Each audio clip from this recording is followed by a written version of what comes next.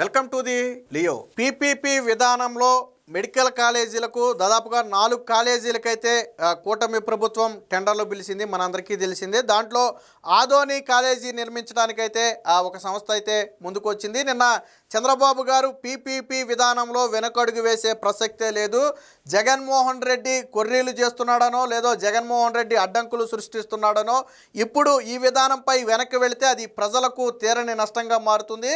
So Jaganmohan Reddy కుతంత్రాలను ప్రజల్లో బలంగా తిప్పికొట్టాలి, అదే సమయంలో అనుకున్న సమయానికి కాలేజీల నిర్మాణం కూడా పూర్తి చేయాలని చెప్పి నిన్న చంద్రబాబు గారు అధికారులకైతే దిశానిర్దేశం చేయడం జరిగింది. వాస్తవానికి 4 కాలేజీలకు టెండర్లు పిలిస్తే ఒక కాలేజీకి మాత్రమే ప్రస్తుతానికి ఖరారైంది. అయితే మిగిలిన కాలేజీలకు జగన్మోహన్ రెడ్డి ఎవరు రాలేదు, జగన్మోహన్ రెడ్డికి భయపడి రాలేదు అనుకుంటున్నాడు. కానీ అది వాస్తవం కాదు. గతంలో కేంద్ర ప్రభుత్వం ఎప్పుడైతే కాలేజీలు శాంక్షన్ చేసిందో వయోబిలిటీ గ్యాప్ ఫండ్ అని చెప్పి కొంత ఫండ్ ఉంటుంది. సో ఆ ఫండ్ మొత్తాన్ని జగన్మోహన్ రెడ్డి పక్కదారి పట్టించాడు. సో అప్పుడు అది రాష్ట్ర ప్రభుత్వం భరించాలా, ఏం చేయాలనేది ఆలోచించాలి. ఒకటి, దాని గురించి వచ్చిన వాళ్ళు అడిగారు. రెండోది, ఆయా ప్రాంతాలను పరిశీలించి ఒకసారి అంటే ఒక అంచనాకు వచ్చిన తరువాత మేము బిడ్ దాఖలు చేయగలదు, మాకు పరిశీలించడానికి కొంత సమయం కావాలని చెప్పి ఎవరైతే ప్రతిపాదనలతో ముందుకు వచ్చారో వాళ్ళు అడగటం జరిగింది. వాస్తవానికి దాదాపుగా 6-7 జాతీయ సంస్థలు అయితే ముందుకు వచ్చాయి. అందులో ఒక సంస్థ ఆదోనిలో నిర్మించడానికి సూచనప్రాయంగా అంగీకారం కూడా తెలిపింది. సో దాంతోపాటు వాళ్ళు కొన్ని సూచనలు సలహాలు చేశారు, దానికి ప్రభుత్వం కూడా అంగీకారం తెలిపింది. సో మొత్తంగా మిగిలిన కాలేజీలకు టెండర్లు అంటే టెండర్ వేయడానికి వాళ్ళు కొంచెం సమయం అడిగారు. అంటే 1 నెల కావచ్చు, 2 నెలలు కావచ్చు, కొంత సమయం ఇస్తే వాళ్ళు ఆ ప్రాంతాన్ని క్షేత్రస్థాయిలో పరిశీలించి ఒక అంచనాకు వచ్చిన తరువాత మాత్రమే మేము బిడ్ దాఖలు చేయగలమని చెప్పి చెప్పడం జరిగింది. ఒకటి మాత్రం స్పష్టం, ఎట్టి పరిస్థితుల్లో జగన్మోహన్ రెడ్డి ఎన్ని అడ్డంకులు సృష్టించినా పీపీపీ విధానంలో మెడికల్ కాలేజీలు నిర్మించాల్సిందే. చంద్రబాబు గారు నేను ఒక్కటే చెప్పారు, మనం మంచి చేస్తున్నాం, ఇది ప్రైవేటీకరణ కాదు, ప్రభుత్వ భాగస్వామ్యంతో ప్రభుత్వ అండర్లో నిర్మిస్తున్నటువంటి కాలేజీలు కొంతకాలానికి మాత్రమే ప్రైవేటు వ్యక్తుల నిర్వహణ ఉంటుంది.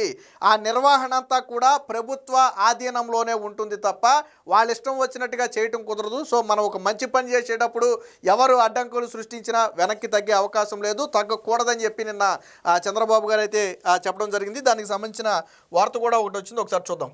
పీపీపీపై రాజీ లేదు, కేంద్ర మార్గదర్శకాల ప్రకారమే ఆర్థిక ఊతం, పేదలకు నాణ్యమైన వైద్యాన్ని తప్పక అందిస్తా ముఖ్యమంత్రి చంద్రబాబు. వైద్య కళాశాల టెండర్ల ప్రక్రియ వేగవంతం చేయాలని ఆదేశం. సో ఇదే సమయంలో దుష్ప్రచారాలను తిప్పికొట్టాలని చెప్పి చంద్రబాబు గారు అయితే చెప్పడం జరిగింది. పేదలకు నాణ్యమైన వైద్య విద్యను అందించే విషయంలో రాజీ పడేది లేదని ముఖ్యమంత్రి చంద్రబాబు స్పష్టం చేశారు. దేశవ్యాప్తంగా ప్రభుత్వ ప్రైవేటు భాగస్వామ్య విధానం అమల్లో ఉందని, దీని విషయంలో వెనక్కి తగ్గాల్సిన అవసరం లేదని గుర్తు చేశారు. మన కోర్టు చెప్పింది కూడా ఇదే. పీపీపీ మీద జగన్మోహన్ రెడ్డి కోర్టుకు వెళ్తే ప్రభుత్వ ప్రైవేటు పార్ట్నర్షిప్ అనేది కొత్తది కాదు కదా, కాకపోతే వైద్య రంగంలో ఇప్పుడు ఆంధ్రప్రదేశ్లో కొత్తగా రావచ్చు, బట్ దానివల్ల మీకు వచ్చిన నష్టం ఏంటి, దానివల్ల ప్రజలకు జరుగుతున్నటువంటి నష్టం ఏంటని చెప్పి కోర్టు కూడా జగన్మోహన్ రెడ్డికి చివాట్లు పెట్టి ఈ టెండర్ ప్రక్రియలో జోక్యం చేసుకోబోమని చెప్పింది. టెండర్ ప్రక్రియ మీద స్టే ఇవ్వాలి, టెండర్లో ఎవరూ పాల్గొనకుండా అడ్డుకోవాలని కోర్టుకు వెళ్తే కోర్టు నిరాకరించింది. అది గవర్నమెంట్ తీసుకున్న డెసిషను, దానివల్ల ప్రజలకు నష్టం జరిగితే ఇబ్బంది, కానీ ప్రజలకు లాభం జరుగుతుందని ప్రభుత్వం చెబుతున్నప్పుడు మీకు వచ్చిన ఇబ్బంది ఏంటని చెప్పి కోర్టు కూడా ప్రశ్నించింది. నేను చంద్రబాబు గారు చెప్పింది కూడా అదే. ఖచ్చితంగా పీపీపీ విధానం అనేది అన్ని ఇతర రాష్ట్రాల్లో అమల్లో ఉన్న విధానం, మన రాష్ట్రంలో కూడా వేరు రంగాల్లో అమల్లో ఉన్న విధానం. ఫర్ ఎగ్జాంపుల్ మెట్రో రైళ్లు కావచ్చు, ఇప్పుడు హైదరాబాద్ మెట్రో ఉంది, అది పూర్తిగా గవర్నమెంట్దా? పోనీ అలాగని ప్రైవేట్ మెట్రో అని మనం అనగలుగుతామా? అనలేము. సరే, ఇప్పుడంటే గవర్నమెంట్ వాళ్ళకి ఇవ్వాల్సిన మొత్తం ఇచ్చేసి టేక్ ఓవర్ చేసింది అనుకుంటే తెలంగాణ విషయం వేరే. అలాగే హైవేలు ఉన్నాయి, పీపీపీ విధానంలోనే నడుస్తున్నాయి. అలాగే కీలకమైనటువంటి ప్రాజెక్టులు పీపీపీ విధానంలో నడుస్తాయి. ఈవెన్ మన 108, 104 కూడా పీపీపీ విధానంలోనే ఉన్నాయి. ఇప్పుడు మన రాష్ట్రంలో ఉన్నటువంటి 108, 104 కూడా పీపీపీ విధానంలోనే ఉన్నాయి. మరి అలాగని చెప్పి 108 ప్రైవేట్ అని మనం చెప్పగలుగుతామా? అలాగే ఎయిర్పోర్ట్లు పీపీపీ విధానం నిర్మించారు. మరి ఎయిర్పోర్టు ప్రైవేట్ ఎయిర్పోర్టు, అది పబ్లిక్ ఎయిర్పోర్ట్ కాదని మనం చెప్పగలుగుతామా? ఎవరి అండర్లో నడుస్తున్నాయి ఇవన్నీ?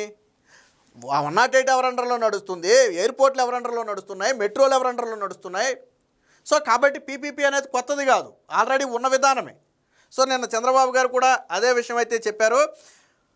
రాష్ట్రంలో పేదలకు నాణ్యమైన కార్పొరేట్ వైద్యం అందించేందుకు నిర్దేశించిన పీపీపీ విధానంలో వైద్య కళాశాలల నిర్మాణానికి టెండర్ ప్రక్రియ వేగవంతం చేయాలని ఆదేశించారు. దీనిపై దుష్ప్రచారాలను తిప్పికొట్టాలన్నారు.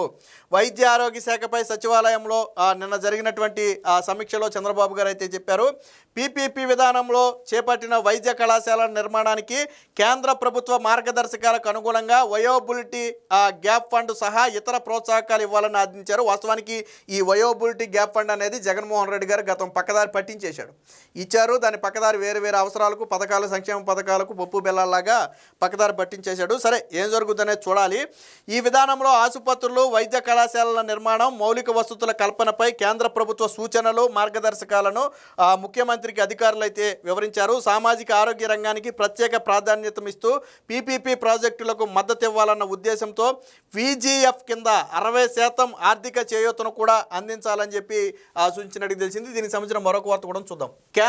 ఈ VGF ఏదైతే ఉందో కేంద్ర రాష్ట్ర ప్రభుత్వాలు చెరొక 30 భరించాలని కేంద్రం సూచించిందని చెప్పారు. VGF ద్వారా అరుణాచల్ ప్రదేశ్, జార్ఖండ్, ఉత్తరప్రదేశ్ లాంటి రాష్ట్రాల్లో ఆసుపత్రులు, వైద్య కళాశాలలు నిర్మించేందుకు ఆర్థిక వ్యవహారాల విభాగం ఇప్పటికే అనుమతులు ఇచ్చిందనే అంశాన్ని కూడా గుర్తు చేశారు. సో ఈ VGF అనేది కేంద్ర రాష్ట్ర ప్రభుత్వాలు చెరో 30% భరించాలి. బట్ ఆల్రెడీ ఇతర రాష్ట్రాల్లో దానికి అనుమతులు కూడా ఇచ్చారని చెప్పి గుర్తు చేశారు. ఆరోగ్య మౌలిక వసతుల అభివృద్ధికి కేంద్రం పీపీపీ విధానాన్ని ప్రోత్సహిస్తుందని చెప్పారు. ఇక టెండర్ల ప్రక్రియ ప్రభుత్వం తొలి విడతగా ఆదోని, మదనపల్లె, మార్కాపురం, పులివెందుల వైద్య కళాశాలలకు ఆహ్వానించిన టెండర్ల తాజా పరిస్థితిని అధికారులు ముఖ్యమంత్రికి వివరించారు. 4 వైద్య కళాశాలల నిర్మాణానికి సెప్టెంబర్ 18న టెండర్లు పిలిస్తే 2 ప్రీ బిడ్ సమావేశాల్లో మొత్తం 6 జాతీయ, అంతర్జాతీయ సంస్థలు పాల్గొన్నాయి. చాలామంది పాల్గొనలేదు అనుకుంటున్నారు. 6 అయితే కొందరు బిడ్డర్లు ప్రాజెక్టు స్థలాన్ని సందర్శించి పరిస్థితులను అంచనా వేసుకునేందుకు కొంత సమయం కావాలని అడిగారు. సో మిగతా వాటికి ఎందుకు ఇంకా టెండర్లు రాలేదు అంటే ఆయా ప్రాంతాలను ఒకసారి మేము పరిశీలించి ఒక అంచనాకు వచ్చిన తర్వాత మేము టెండర్లో పాల్గొంటామని చెప్పి వాళ్ళు కొంత సమయం కావాలని కోరారు. 4 సంస్థలు మరింత సమాచారం అంటే ప్రభుత్వం నుంచి కొంత అదనపు సమాచారాన్ని కూడా ప్రభుత్వం నుంచి అడిగినట్టుగా చెప్పారు. ప్రతి ప్రాజెక్టు గరిష్టంగా 50 ఎకరాలు కేటాయింపు, ఆకృతి వివరాలు తదితర అంశాలపై చేసిన ప్రతిపాదనలకు ప్రభుత్వం సుముఖత వ్యక్తం చేసిందంటే ఏదైతే ఈ బిడ్డింగ్లో పాల్గొనే కంపెనీలు ఉన్నాయో వాటి మినిమంగా 50 ఎకరాలతో పాటు కొన్ని చేంజెస్ అయితే ప్రభుత్వానికి సూచించింది. సో వాటికి కూడా మేము ఆమోదం తెలిపామని చెప్పారు. ఇక NMC నిబంధనల మేరకు భూమిని సమర్థంగా వినియోగించుకునేలా డిజైన్లు రూపొందించుకునే స్వేచ్ఛ ఇవ్వాలని, కన్సార్టియం సభ్యుల సంఖ్యను 2 నుంచి 3కు పెంచాలని బిడ్డర్లు కోరితే అంగీకరించారు. సో అంటే అదనంగా NMC నిబంధనల మేరకే భూమిని సమర్థవంతంగా వినియోగించుకోవడం కోసం దాని డిజైన్ మేము చేసుకుంటాం. సో దానికి మాకు సొంతగా అవకాశం కల్పించండి అని కోరారు. ఒకటి.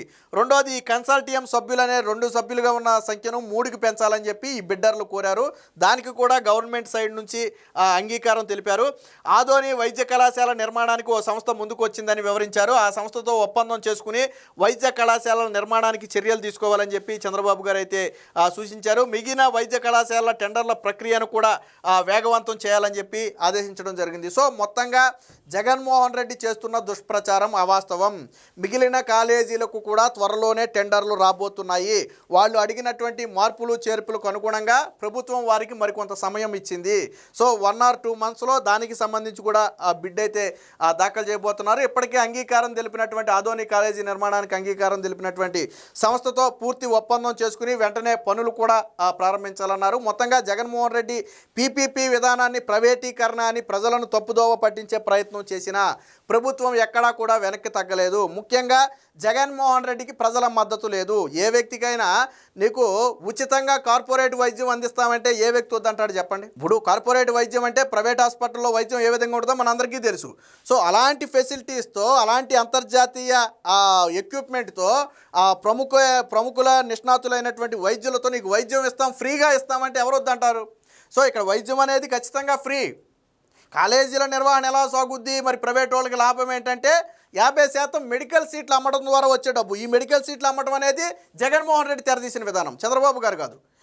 మెడికల్ సీట్లు అమ్మి సెల్ఫ్ ఫైనాన్స్ మేనేజ్మెంట్ అనే ఒక విధానానికి తెరదీసిన వ్యక్తే జగన్మోహన్ రెడ్డి. సో అదే విధానంలో ఇప్పుడు మెడికల్ సీట్లు 50% మెడికల్ సీట్లు అమ్మడం ద్వారా వచ్చిన డబ్బులతోనే వాళ్ళు నిర్వహణ చేస్తారు. అంతే తప్ప పేదల నుంచి ఎట్టి పరిస్థితుల్లో రూపాయి వసూలు చేయరు. ప్రతిదీ కూడా గవర్నమెంట్ నిర్ణయించిన ధర ప్రకారమే ఉంటుంది. 100% ఓపీ ఫ్రీ ఉంటుంది. మీకు ప్రైవేట్ హాస్పిటల్కి వెళ్తే ఓపీ ఫ్రీ ఇస్తాడా? 300 నుంచి 1500, 2000 వరకు ఉంది హాస్పిటల్ స్థాయిని బట్టి. ప్రముఖ పేరున్నటువంటి హాస్పిటల్లో 1500, 2000 ఓపీ. అదే నాణ్యతతో అదే స్థాయిలో వైద్యం అందించే ఈ కాలేజీలో ఓపీ ఫ్రీ, నీకు ఓపీ కూడా ఫ్రీ. అలాగే టెస్ట్ కాస్టులు ఇతర ప్రాంతాలతో పోలిస్తే అతి తక్కువ. ఫర్ ఎగ్జాంపుల్ ఒక టెస్ట్ బయట 100 రూపాయలు ఉందంటే ఇక్కడ 20 లేదా అంతకంటే తక్కువే ఉంటుంది. సో ప్రభుత్వ నిర్ణయానికి అనుగుణంగా ఉంటుంది. మంగళగిరి ఎయిమ్స్ ఉంది, ఎలా నడుస్తుంది ఇప్పుడు తెలుసు మనందరికీ. సో కాబట్టి ఎట్టి పరిస్థితుల్లో పీపీపీ విధానంలో వెనక్కి తగ్గకూడదు. పేదలకు నాణ్యమైన కార్పొరేట్ వైద్యం అందించాలనేది కూటమి ప్రభుత్వ లక్ష్యమని చంద్రబాబు గారు అయితే స్పష్టం చేశారు. దానికి అనుగుణంగానే అధికారులు కూడా చర్యలు తీసుకుంటున్నారు. Please subscribe to Leo news for more videos.